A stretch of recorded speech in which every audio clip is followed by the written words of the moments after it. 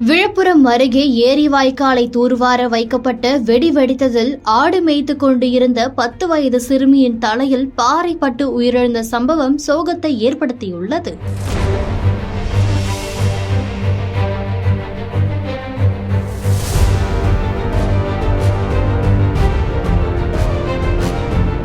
விழுப்புரம் மாவட்டம் அன்னியூர் அருகே உள்ள கொசப்பாளையம் கிராமத்தில் ஏரி கால்வாய் தூர்வாரும் பணிகள் நடைபெற்று வருகின்றன.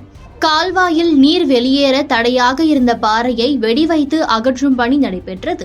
திமுக ஊராட்சி மன்ற தலைவர் பிரகாஷ் தலைமையில் நடைபெற்ற இந்த பணியில் பணியாளர்கள் ஈடுபட்டிருந்த போது பாறையை அகற்ற வைத்த வெடி வெடித்து சிதறியதில் ஏரியின் அருகே ஆடு மேய்த்துக் கொண்டிருந்த அதே கிராமத்தைச் சேர்ந்த ஏழுமலை என்பவரின் 10 வயது மகளான காயத்ரியின் தலையில் அந்த பாறை விழுந்தது. இதில் தலையில் பலத்த காயமடைந்த காயத்ரி சம்பவ இடத்திலேயே பரிதாபமாக உயிரிழந்தார்.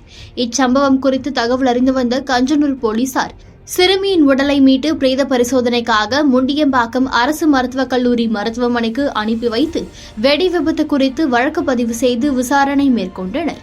உரிய அனுமதியின்றி ஊராட்சி மன்ற தலைவர் பாறைக்கு வெடி வைத்த போது உயிரிழந்த இந்த சம்பவம் சோகத்தை ஏற்படுத்தியுள்ளது.